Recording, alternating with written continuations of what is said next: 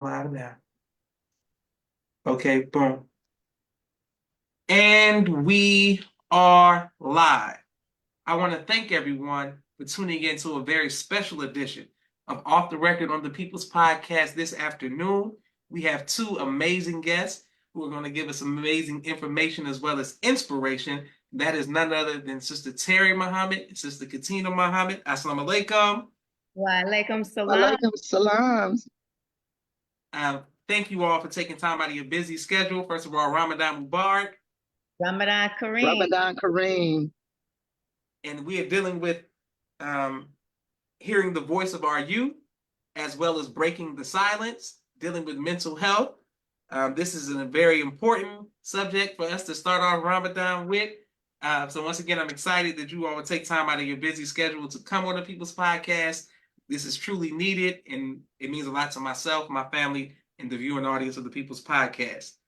We're going to start with you, Sister Terri, and then we're going to go to Sister Catina. Sister Terri, the first thing that we want to know is, what are some of the causes that we can pay attention for? Causes of like some of the signs and symptoms to look Yes, for. ma'am. Yes, ma'am. First, I want to thank you, Brother Joshua. I have to thank you for this opportunity because, like you said, it is a very huge and important topic that we have to start talking about because, of course, depression, suicide, anxieties are increasing in this nation and across the world. So I thank you for allowing us this opportunity. And I even want to thank, the minister and the executive council for allowing us the opportunity at Savior's Day to even have the workshop so we can have a discussion like this. But to answer your question, so some of the signs, symptoms that we want to look for is, staying, and I'll just say, one thing that I would like to highlight with the help of Allah is that sometimes these things can be tricky. And especially when our children reach teenage years, there can come off the typical attitude and I don't want to be around my parents, and they'll go in their room, shut their door. So sometimes these things can be confused with teenage versus they actually could be depressed, and we can miss that because they want to be in their room or on their phone, or they might get a little disrespectful or snappy with you. But if we see these things, to be sure, we want to zero in as parents and family members, friends, cousins, whatever. If you see these type of behaviors, it's nothing wrong with checking in with the person and having a vulnerable conversation with them to see, just in case that they are suffering from any type of depression or any other type of symptoms. I'm looking into the eyes, to see, maybe catching a person off guard. When people are looking at them, they're smiling and they're laughing, they're joking. Some of people who are depressed are some of the funniest people. But we might have to look at them, catching them off guard, and doing a check with them quite often, looking at photos and pictures. Are they getting rid of things all of a sudden, things that they own? Are they all of a sudden trying to give things away? Driving just like haphazardly, no safety to the way they drive even. My daughter actually, the thing with, she used to drive and people used to make jokes and say, oh, she drives so crazy and everybody laugh. But now, hindsight, I can see that was part of what she was going through. So she drove with a sense of carelessness. So that's another thing. And I'm sure Sister Catina could add more things. Those are some of the things that come to the top of my head, abuse, substance abuse, things like that. Yes, ma'am. Thank you very much, ma'am. And thank you for your transparency. Thank you very much, Terri. And for you, Sister Catina, some of the symptoms, ma'am, and some of the causes. Yes, sir. I too just want to start with thanking you for having us on the show, Brother Joshua, particularly in this time. It is a very crucial time. And And so I have to thank you for that. And also, again, thank the Honorable Minister Louis Farrakhan, because what essentially happened, and the Executive Council, what essentially happened with allowing us to do this workshop at Savior's Day was it let the believers know that it is okay when you are not okay.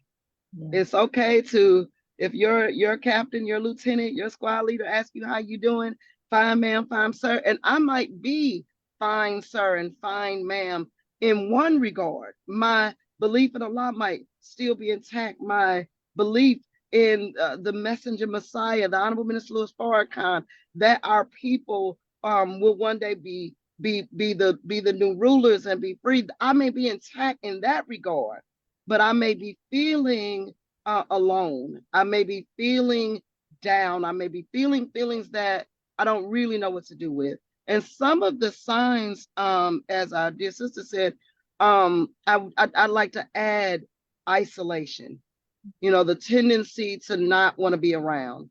And what has effectively happened is with us going to school and going to college, and you have to take a little bit of psychology regardless of what you're taking. So we start learning these little words and these little, things. And the enemy school of thought is very good about labeling. He has a lot of labels, just don't have a lot of remedies or a lot of solutions. But we've started to take on, well, I'm an introvert and I just and okay, it's totally fine, right? To want and need to be by yourself. At times that's a totally normal and natural thing. But as the Honorable Minister Louis Farrakhan said in one of the clips that inshallah you'll get a chance to play here on your show, he said that we are not meant to be alone. Right. We are made to interact with others. We are made to love and be loved by others. Yes. So while there is a purpose, for me time and alone time and downtime, we don't negate that at all. But a continuum of just wanting to be by yourself, wanting to be isolated. And because the mind is in we're going to look for and we're going to grab some reasons why, and some of the things I hear, I just don't feel like peopling, and things like that. And sometimes I say with a little levity, but aren't you a people, And so those types of things can be indicators. And like our sister said, having a conversation is crucial to really finding out which way it is and what we're dealing with. Excellent, and thank you both. Thank you very much, Sister Catina, for your transparency. Sister Miriam says, ASA family, Alaikum salam, Mimi. Thank you so much for sharing. Sister Sandra says, Assalamu alaikum, Ramadan Mubarak. Ramadan Kareem family. Thank you everyone who's watching all around the world. For you, Sister Terri, some remedies that we can have for the young people and some advice for the parents and or the family members of the young people when you see them exhibiting some of these symptoms. Yes, thank you for that. Those are excellent questions. What I've come to learn through experience and through studying, when this happened to my daughter specifically, I didn't necessarily go out and start reading a bunch of books. I started talking to the youth, and I started talking to people who were suffering. So they became an open book for me. In addition to the struggles that we knew that our daughter was dealing with, she was open with us. We just didn't know to the degree, and she no longer lived in the physical space with us, which does make a difference as well. I would say, as a parent, if we could be especially careful of how we talk to our children as we're raising them, because the impact of negative words affects the mind, it affects the brain. In our workshop, we were blessed to show the good apple versus bad apple experiment. There's a rice experiment and there's also a water experiment. They're pretty much synonymous with one another. It shows how negative words affects physical things like the apple and the water and the rice. And so it does with our mind. So parents, good parents, they don't mean harm, But when we're saying things like be quiet or shut up all of the time, and they're suppressing their emotions, that's suppressive. When you're talking about, if you, well, out of ignorance, you know, we should know we shouldn't invalidate our children, but that happens. You don't want to tell your child they're stupid, or you don't want to constantly speak negative into them because it begins to crush them. And so a suppressive person causes that child to grow up insecure, and they don't feel like that they can express their feelings. And being able to express our feelings is very important.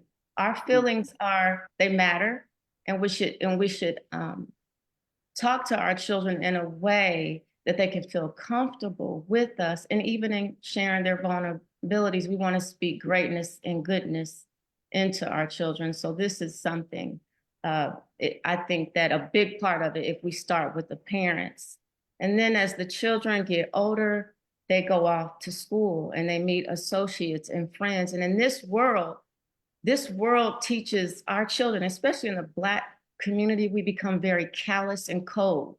So we down talk one another and we laugh, oh, but that's more suppression. And that child is taking that in. And then if we are on a job and the supervisor is suppressive, or we're in a bad relationship, it all ties into relationships at the end of the day. Our relationships is what's hurting us. So if there's verbal abuse, and then you marry that, if there's verbal and physical abuse, you have oppression, which the white man, we've already experienced that. So we have oppression from our open enemy that we deal with as a people in this country. Then if you are an oppressive person in authority, and then if you are suppressive, you're being suppressed, then you have oppression, suppression that can lead to depression. It's crushing the person. And so these are the kind of things that I believe that be the kind of talks we have to have, and learning how to rear children and being kind to one another. This is a society that does not promote kindness. We have to be kind.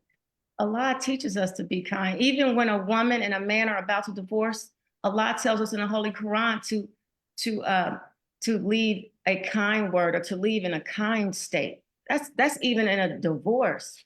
So that just goes to show that we should speak goodness and kindness into one another. Beautiful. All praises to Allah. Excellent job. Thank you very much, Sister Terri. And we coming to you, Sister Catina. I just want to read some of the comments from all around the world. Sister Naya says she's a youth and she loves to hear what can help her and her peers. Sister Latanya, Assalamu alaikum, Ramadan Kareem. Sister Rachel, Assalamu alaikum, Ramadan Mubarak. Yes, there's some triggers. Thank you, everyone who's showing love. Thank you to our YouTube family as well, Brother Musa, Sister Auntie, Sister Hope, Brother Kente. Thank you very much. Sister Catina, for you, ma'am, some of the remedies that we can use as the parents as well as the family members.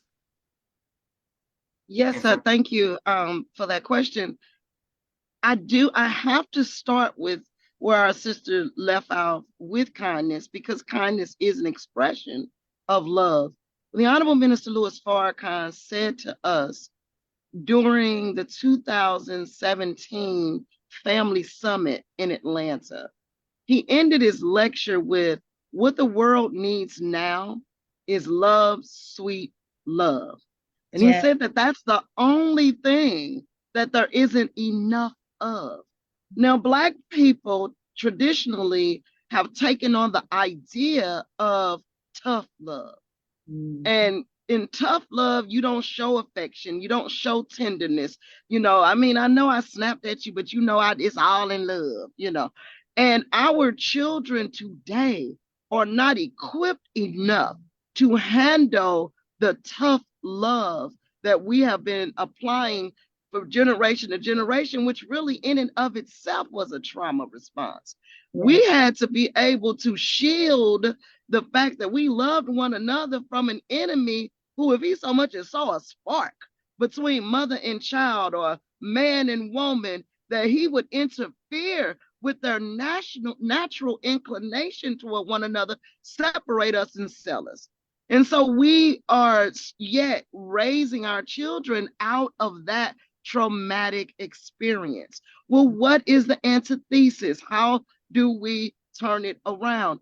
For the parents, we are going to have to quickly build a relationship with the God. That's where it's going to start. In a society like us, their approach, or the one we live in, I should say, their approach to mental health lays in blame. I'm like this because of that. I'm like this because of that person. If I only was allowed to go to the prom.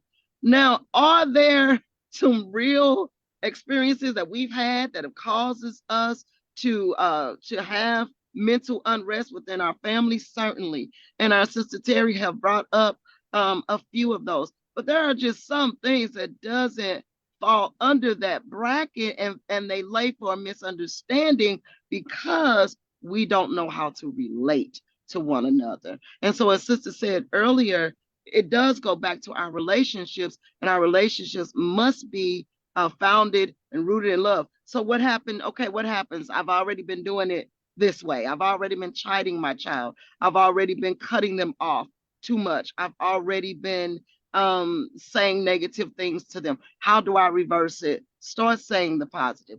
Get to where you can start saying good things to yourself, because it's come from somewhere. And usually that which we project on our children, we have experienced somewhere in our lives, either in the relationship with mother, the relationship with father, some teacher, some aunt, uncle, cousin. We grow up and we have a cruel spouse, or something, some relationship has caused us to now in turn lash out at the children. And so if we can start with building these relationships in a proper way, we can begin to remedy, at least on that side, some of the mental duress and unrest and displeasure that we experience in our family and home lives. Yes, that's beautiful. Oh, praise be to God. Excellent. Okay, and I wanted to come. First of all, some people are showing you all love all around the world. Thank you all very much. Yes, we need this. Our children in the community be shocked. They speak to this and how they are going back. Black folks and trauma being passed down. Beautiful. Yes, ma'am. Teach sisters, bear witness. You know, everybody's doing finger snapping and all that stuff in the comments. Okay, I wanted to ask you, Sister Terri. Recently, I was looking at a picture that my father did last weekend at my nephew Maz's karate tournament. He's smiling. He's lifting my nephew up, and this is him as a grandfather, right? Mm. And this is like, you know, he's smiling. I'm seeing another side of my dad when I was younger. Karate. You talking about tough love? Like, it was Josh. I don't even play like that. You know what I'm saying? It's not even a thing. How much is time and patience with the parents to see them go from being like, you know, the stern to the evolution of them seeing like life is good. It's all like, how important is being patient with the parents, being patient with themselves to grow, to see that evolution, if you will, as parents. Oh, that is such a great question. And, you know, it's funny you asked that because during our struggles with my daughter, we had open conversations with all of our children. And my husband and I were very young. We got married we had just turned 20. So we were young. We've been together since we were 14. So we were very young parents. And as we grew and became more spiritual and more knowledgeable, we did better by each one. But we did, that's one thing I can say that I am at peace with, because, you know, all of my children, you know, they commend us on our growth. And we never, we always, if we were wrong about something, we would come back and say, I'm wrong. I apologize. It was nothing for me to say that. In fact, oh my goodness, I was the mother that if I hurt my baby's feelings, I would go somewhere and cry. I'd be in the bed. And my husband's like, why are you crying? I'm like, oh, I hurt their feelings. You know, so I was that type of mother that, like, if I found out I hurt my baby's feelings, oh, you would have to get me up now. But yeah, it's good to share those things with our children. And I want to say something that the minister said is very wise. Now, don't quote me because I get nervous about quoting the minister word for word, but this is the nature of talk. When he came to Indianapolis, we had a dinner, our family had a dinner with him, and my children were there, we were there, and he said, you know, he said he was talking to my children, but it was kind of like a blanket statement, like it was a broad statement. He said, you know, sometimes we're looking for our heroes. He says, as children, we're looking for our heroes outside of our house, somewhere else outside the house. And sometimes they're in the other bedroom across the hall. And he's referring to children, their, you know, good parents are your real heroes. But then he also said to me and my husband, as a blanket statement, he said, and sometimes we have to share the mistakes we've made in life with our children so that they can pretty much know that we make mistakes too. Like it's important for our children to know they see us in a light. And sometimes we don't realize how big children see their parents. The minister said that mother is God in baby language. That's all they know for a long time. We are their superhero until they get a certain age.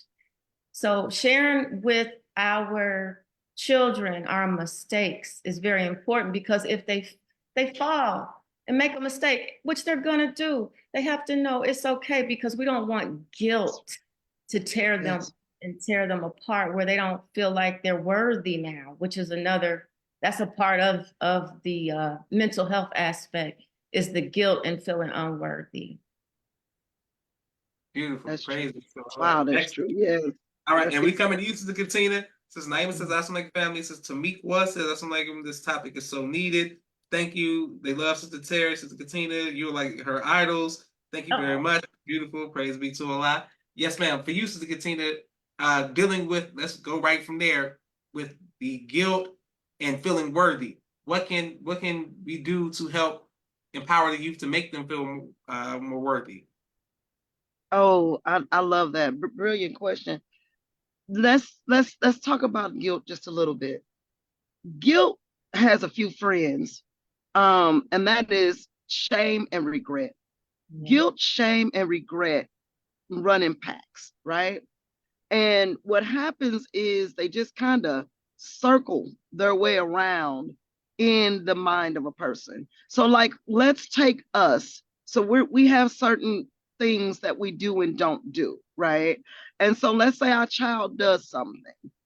Depending on how we handle the child, we will determine how deep they are steeped in guilt, shame, or regret.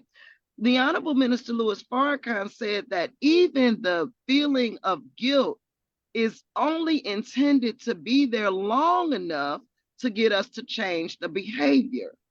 So what happens is it lingers, it stays there. Why? Because it's reinforced by you're wrong, you're bad, you shouldn't have done it, what were you thinking, how could you do it, right? Now, the child themselves are going to internalize because they're already feeling bad. And so there's a saying, Brother Josh, that, you know, and my uncles used to say it all the time, you don't kick a man when he's down. And so when our children, you know, once we see that our children are already, okay, they're at that point, they feel either guilt, they either feel shameful about what they've done, or they regret what they've done.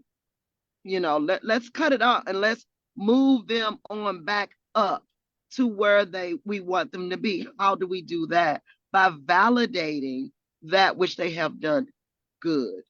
When our children do good things, we need to say it. We need to. Somebody told me once that I was overly expressive.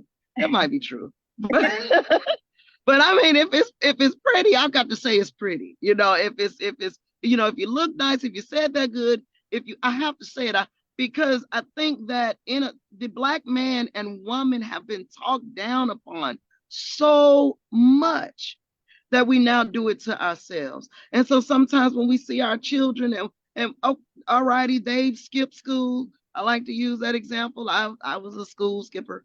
So they skipped school, they got in trouble. You know, once we have gotten out of that, okay, and I feel bad and I'm not going to do it again. And my father was very skillful about this. He would start to build it back up, you know, and he would start to talk about, oh, that was a good I used to be in the on the drama club and that type of thing. Oh, that was a good play you do. And he'd have the whole family looking towards this play that I'm doing. Let them overhear you. You know, sometimes you might have to stage something, especially if you have done it, because I did with my older children. It's a wonder that they're walking around knowing their names, because I pretty much, you know, kind of, I was hard on them. And so, but when we know better, as sister said, they did better with each subsequent child. We can do better right now, and we've got to learn what the Most Honorable Elijah Muhammad was teaching us, which is the nature of the male child, the nature of the female child, and start to validate them accordingly. Let them overhear you sometimes. You just get on the phone and talk to anybody, just any random person. Oh, they're coming in the door at school. You know, you got to stage it sometimes. My daughter, she drew this picture, and that picture was so beautiful. Oh, she is really quite the artist. All right, well, I'm gonna get on off this line. I got to go cook, you know. And they, oh, I didn't see you. Assalamualaikum. You understand? Let them hear it in other conversations. You tell them directly, right? And have people looking forward to their accomplishments and the things that they do. So we can turn it around. We just have to apply some of the basic laws of human nature. Yeah. Beautiful. All praise to Allah. And we have a few more questions for you all. Thank you very much. People are showing love all around the world. I just want to say right before our 60-second commercial break of all of our sponsors that my mother, Sharifa Muhammad, did, by the grace of God, did an excellent job with what you all are talking about. So I thank you all from the mothers. You know, to the children, sometimes you don't hear that the things that my mother did to all of my siblings, but primarily me, I'm speaking for myself, the soul and the words. I'm saying it's very powerful. I don't remember every life lesson, but I remember my mom's like, nah, you a God. You gotta get up. You know what I'm saying? You a maker, and it sounds like a cliche, then you get older, you really go through some real life experience. And I hear my mom's every day. Oh, It's like the day that doesn't go by, I hear her voice, and I'm like, all right, Josh, all right, get it together. You know what I'm saying? Keep it tight. Because I hear it. I hear that voice, and I'm like, okay, nah, you right. You made for this. You made, you know what I'm saying? You're like, all right, yes, ma'am. And then sometimes when you're younger, we don't fully appreciate it, truly appreciate it. But then you get older, you're like, nah, I knew what she was doing.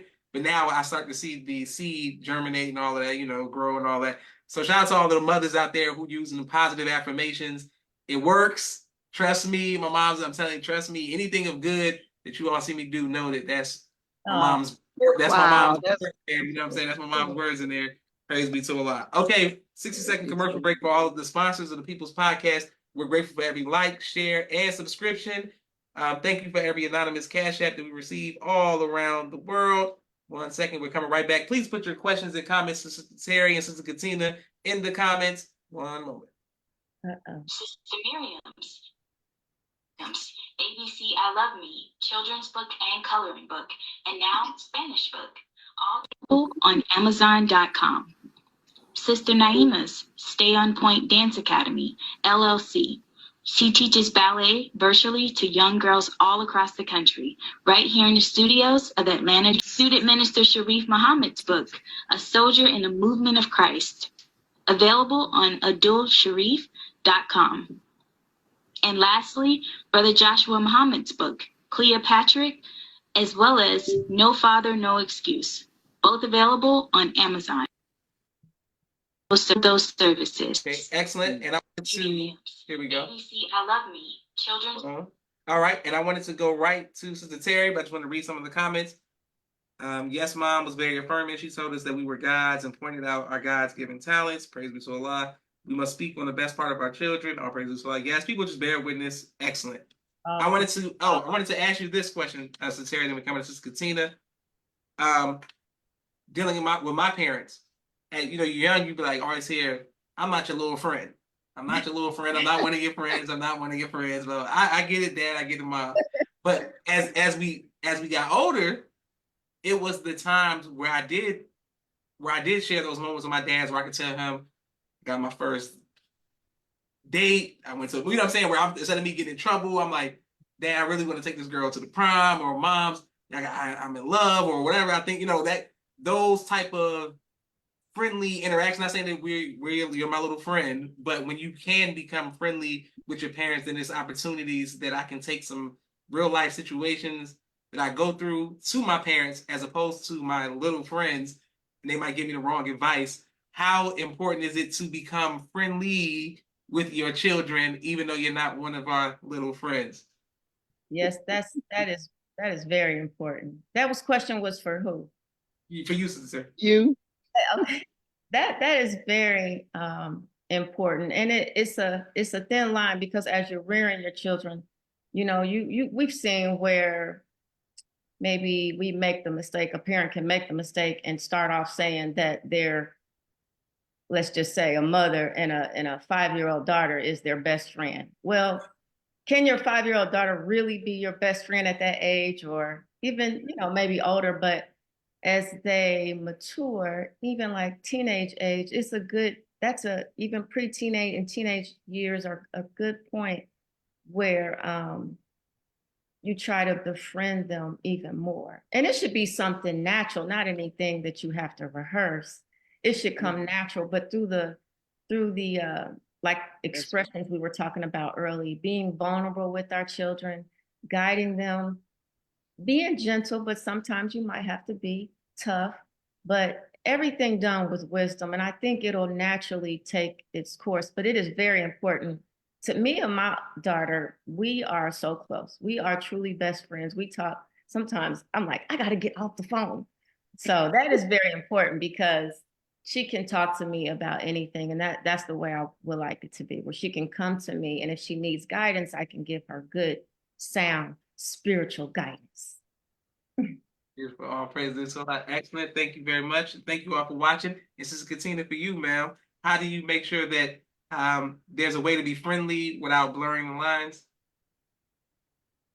Yes, sir. And if I could just say this about the tough love part, like it's definitely has its role. I'm just saying that we don't want to lead with it. Okay. Yes, ma'am. But yes, as I learned that as my daughter, my oldest daughter was getting older, and she was being more self-determined and kind of finding her way. And I was having difficulties because I was feeling like I was losing somebody. And my father and we were out, and my father says, oh, she's just trying to find herself. Just help her to find herself. And so, in helping her to find herself, we found a very beautiful, wonderful person. And I was able to help cultivate just a beautiful, lovely human being. And now we can. I mean, I can't. I mean, there are things that I wouldn't say necessarily, but just because it's mother daughter, but there are. I mean, we do talk about a lot. We talk about pretty much every thing and every topic, and even as she navigates her own life, and is out, you know, with her own child, and doing those things. And so it becomes fun, because I grew up though with the women in my family, both sides, mother and father, and they would bring the young girls up in such a way as that it just kind of, like Sister Terri said, it's a natural thing. And so it kind of naturally went with the different stages of life, right? And I think that that's the whole thing about becoming their friends, because that takes place at a different stage. When they're 1 and 2, you know, it was like I heard the Honorable Minister Louis Farrakhan say, and you ever been guilty of something and heard the minister correcting you? You know, he said, what you look like asking a 2-year-old what they want to eat? He said, your kitchen ain't no democracy. Your kitchen is a dictatorship. And I was young, and I was very, you know, much guilty of that. I'm like, what y'all want to eat? You know, that's too early of a stage for that. Now you can ask them if they want either ketchup or mustard on what you didn't decided that they're gonna eat. But that's too early for that. So it is a natural progression. And I noticed it more, Brother Josh, honestly, as I went back and began to repair and mend the relationship between my own mother and myself.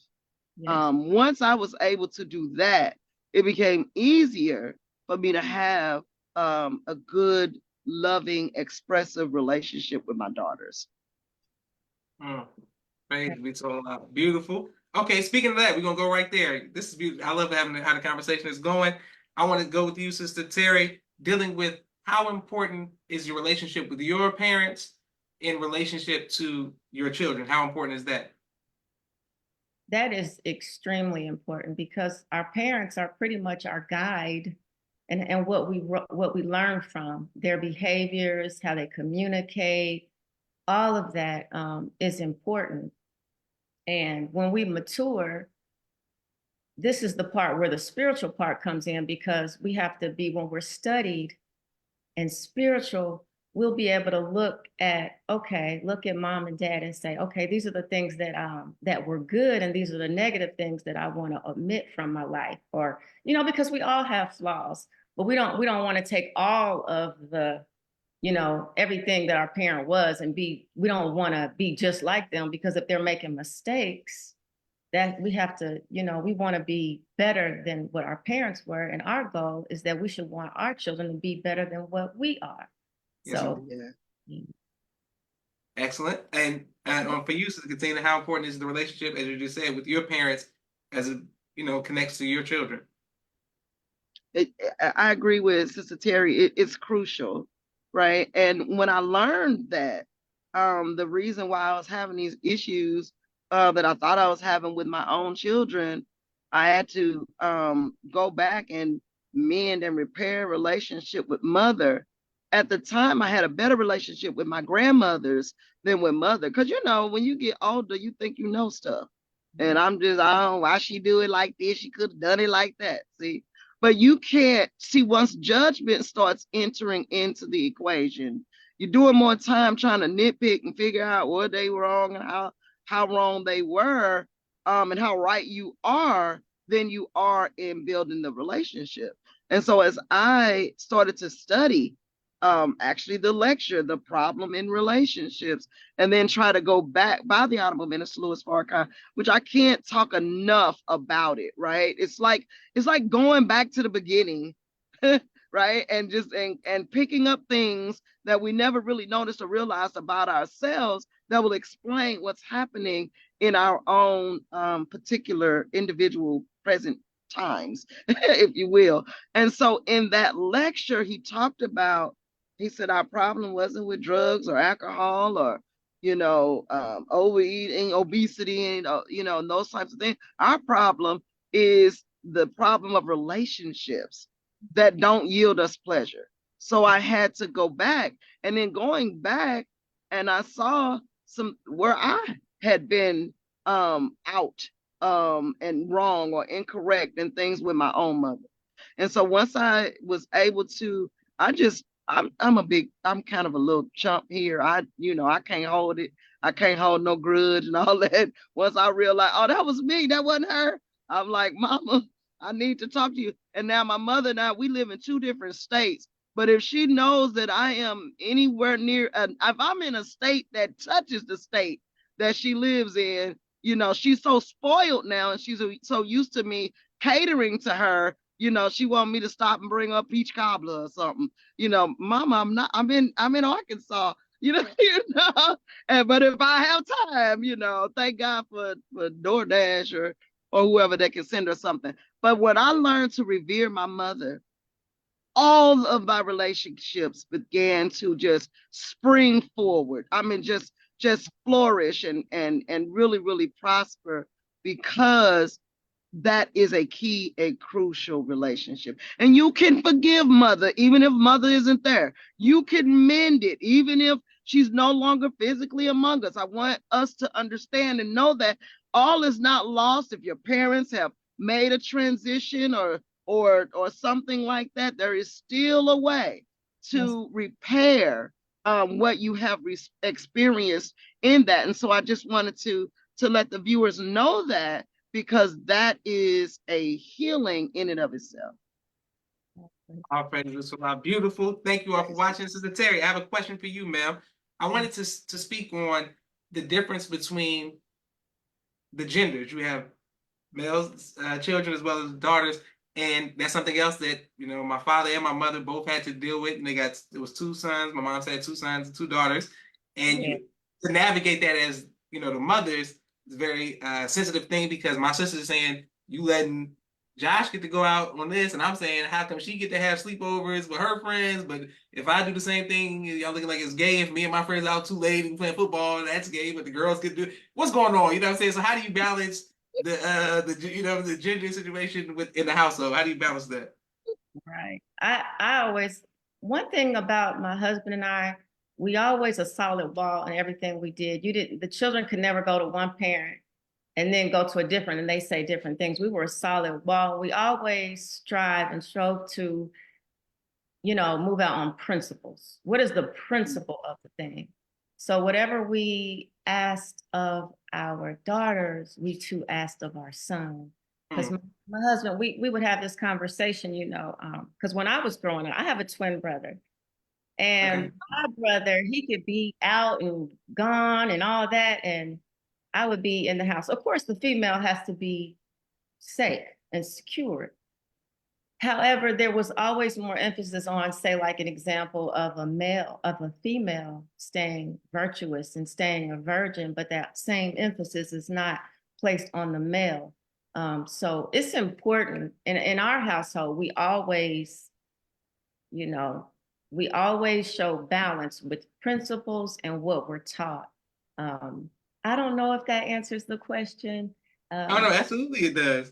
My son did, really it all boils down to communication, because for a long time he was resentful, thinking that we were buying our daughters more things for them than we did for him. But the reality is we could get little trinkets for our girls. They were little jewelry, inexpensive, but when males and boys want something, it's gonna cost you at a certain age. It's gonna cost you. So once we had that discussion with him, he's like, "Oh no, we do love you." In fact, then we bought him this big expensive gift. So, but yeah, I'm like, no, that doesn't mean we don't love you. This only costs $5 right here. We're getting them, Yes, ma'am. Beautiful. Praise be to Allah. And on that note, I want to just make sure that we let you and your family know, to your children, to your husband, to your children and family, Sister Catina as well, that we're sending nothing but positive energy and prayer. We thank Allah for both of you all sacrifices,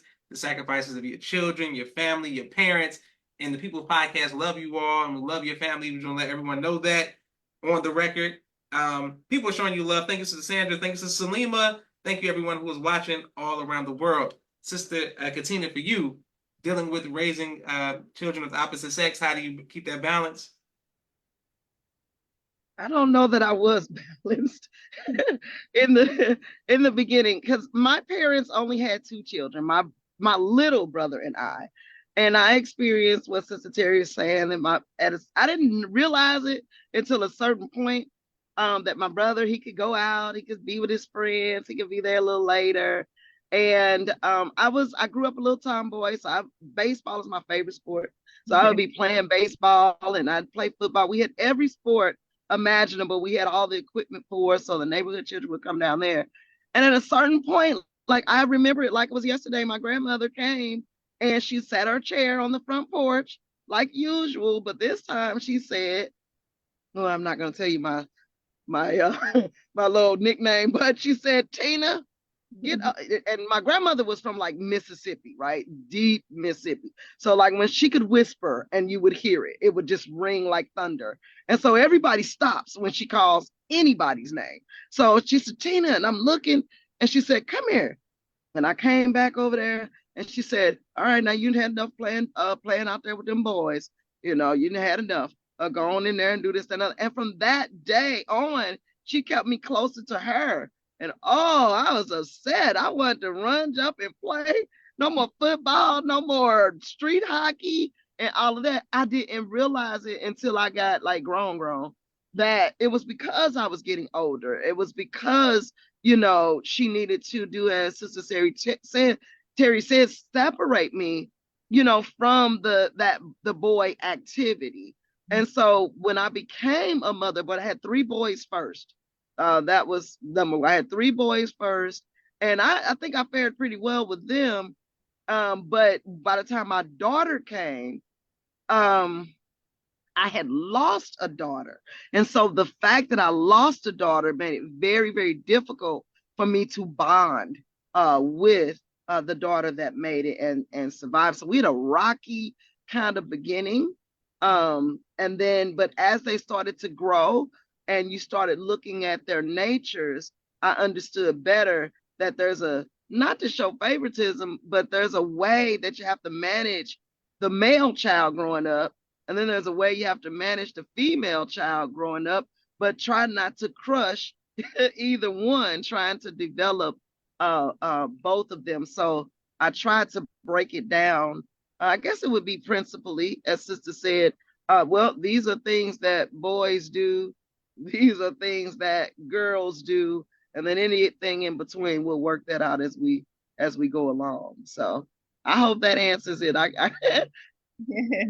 No, it absolutely does. All right, and thank you for all of the comments, Sister Sandra, Sister Cynthia, Sister everybody who's commented. Thank you very much. I wanted to ask you, Sister Terri, there's a thing where a term that younger people call like emo, right? Which is like short for like emotional. They listen to Rod Wave. They're listening, I guess in your generation may have been the blues or like sad music. People almost like the equivalent of like gothic, where people are painting their nails. It's like like a rock, like punk rock type situation. But it's big in urban culture. It's big like in Black people now, where it's like, heart so cold. Like it's like basically being in touch with your feelings, right? So when you see a new generation that is basically saying concerts, Rod Wave is super popular. Concerts are packed, but people are singing about pain and such. It's not all like popping bottles or like going up. So now it's a generation that's very in touch with their feelings, very in touch with being emotional and things of this nature. How can parents, if you see your child is now playing sad music in his car or in his iPad or iPod or whatever, and earpods, and he's listening to this music or she's listening to this music, how important is it to you to say, is it just a feeling that you're going through, or that you might really be depressed on an ongoing situation? That's a very good question, and it's good to know. We definitely have to be tend to our children in a very critical way. We have to be very watchful of everything. Their life and our life depends on it. So, this just goes back to more of what the enemy is doing. He always has his hand in these type of matters.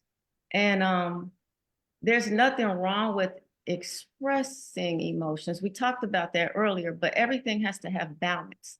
And we don't want to submerge ourselves into sadness. No, that's not what we want to do. Because we are taught that Christ said, I come to give life and life more abundantly. We can't speak death into the ear or watch it. The eye and the ears and the mouth is where Satan enters. So we have to be very careful how we treat this mind. That's where the soul is. That's where God is. So we don't want to just stir up emotions and get into feelings. My husband always says feelings are not facts. Feelings are not facts. And so we have to, like journaling, what is our mood when we listen to this? Is it making us worse? We have to be problem solvers in the Nation of Islam. We have the Supreme Wisdom Lessons. We have a section in that lessons called the Problem Book. Everything that we have is questions and answers. We are taught to be problem solvers, not to drown ourselves in sorrows. That's not why the Savior came. He came to lift us up. So I think that if we could, in a situation like that, science is always proven, mathematics. So we come to an approach with our children where we're teaching them, look at the damaging effect negative words has on the mind. Look at what it does to your mood, to your mind, to your spirit. It's robbing you of the spirit of God. So anything that's robbing you of the spirit of God, we need to do the opposite of that. So, the minister, and that's one of the things that he mentioned to the youth. He said, last year, Savior's Day, he said, well, not this past one, but the one before that, he said, we want you to win. He said he wanted us to watch our level of conversation, the music that we listen to, and the food that we eat. He said, I talked to the Savior about you, and this is what he wanted me to tell you. So that's very significant. So if you all are listening out there, please don't listen to that music that's going to bring you down. We have to listen to things that are going to bring us up and transform life, not bring us down. Excellent. Okay, great. And we're coming to use the casino. So many people bear witness is that Aisha said balance is key. So Salima says teach this. Yes, he did. Right. Everybody's bearing witness. My sisters used to do that all the time. My mom's would yell at me. I go listen to my favorite rapper, Eminem. I'm angry. I'm like, man. And they're like, oh, mama, Josh is in there listening to Eminem. And then I was like, all right, mama, okay. She's like, turn it. Ain't gonna be no devil music. I'm like, all right. But I just got in my feelings real quick, but I couldn't stay there. But you know what I'm saying? I'm mad. Yeah, you definitely can't stay in your feelings. You don't want that to be a thing for sure. You know what I'm saying? Get it out. Boom. Mimi saying facts. Great answer. Beautiful. This is Catina for you. As far as helping your children not stay in an emotional state. Okay. Thank you for that question. I did experience, first of all, this thing where my younger daughter and son were just listening to, like you said, this music, and it always be something sad, and or somebody was doing something or something like that.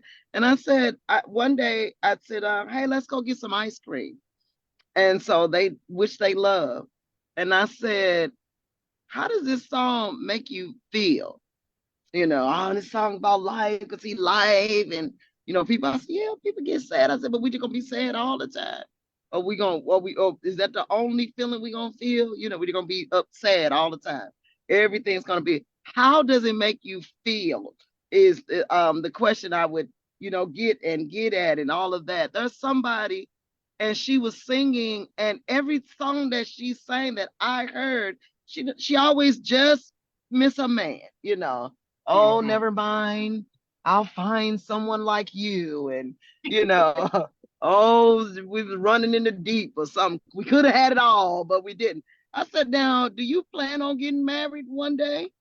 Because you're going to get out of my house. I just, throw it in there. But I just need to know if you're planning on getting married. I said, well, now, what if all your thoughts are centered around just missing the person? And when this is what I'm saying to my daughter, Brother Raheem show up, Brother Raheem got all the criteria, and, he do this and he do that. He's responsible. He ready to take on a wife. And the only thing you got circulating in your mind is you could have had it all, or you can't even reach for Brother Raheem. You got to go and never mind and find somebody like him. I said, the things that are coming into your mind, the Honorable Elijah Muhammad teaches us, and Minister Farrakhan, it just expounds on it so scientifically, but practically, that the brain is created to think properly.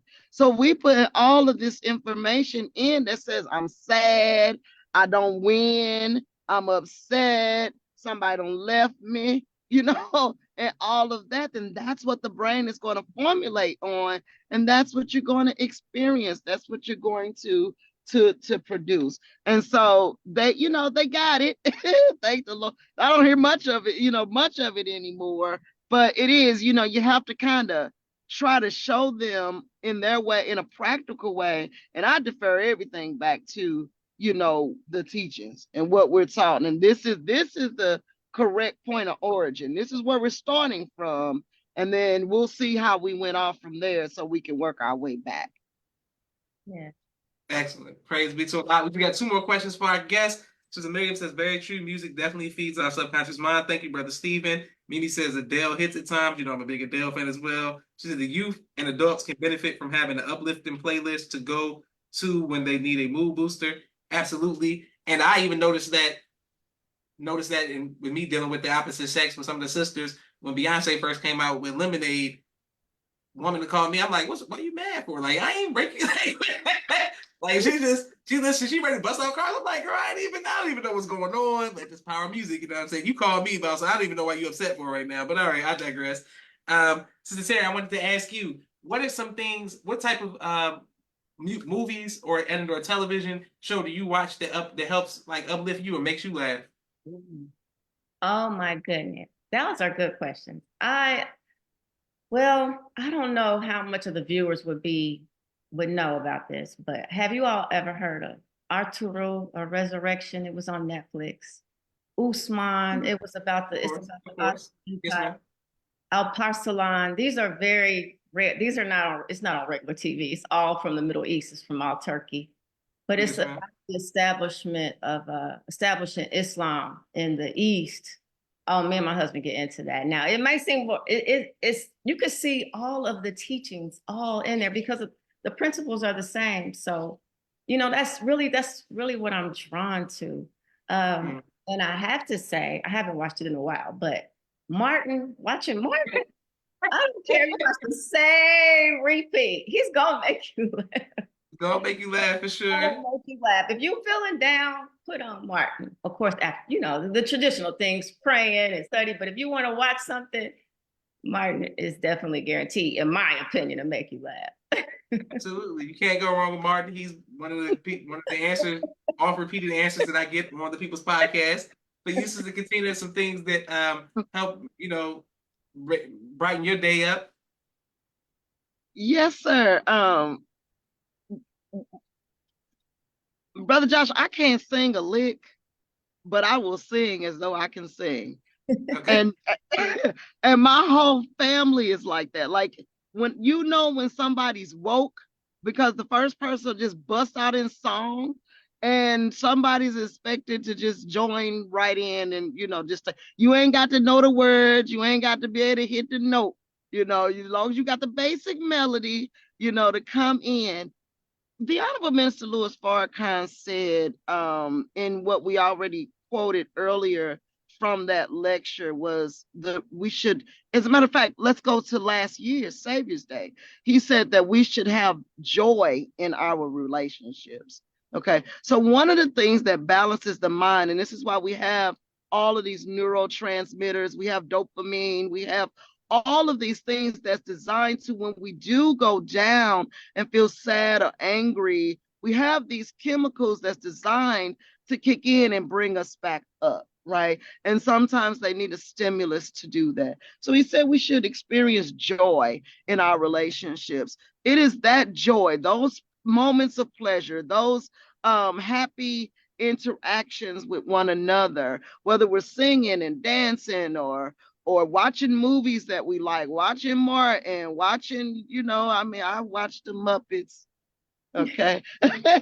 Still, as grown as I am, okay? If I really need one, I got to reach back to childhood and see what did it then. But you and I have to get to a place where we understand that we must have pleasurable experiences, good, righteous, wholesome, right? Pleasurable experiences, but lawful pleasurable experiences, but pleasurable experiences nonetheless. And those are the things that help balance the mind. And when we start going down, we got a point of reference. We can say, "I remember that time when," and remember when we went this here, or remember we made those cupcakes, or whatever. You got a point of reference that you can bring the mind back to, so that it can find itself soothing itself and bringing us back up to a state of mental balance.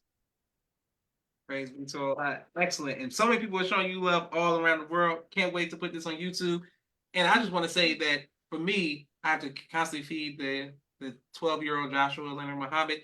So I will randomly bust out and be like, I can show you the world. Come on now. I'm gonna sing some Aladdin. I'm all over. That's I gotta right. keep it. You know what I'm saying? I gotta keep because you mentioned Muppets and stuff. I'm like, they know Josh loves Disney World. I go at least once a year, by the grace of God.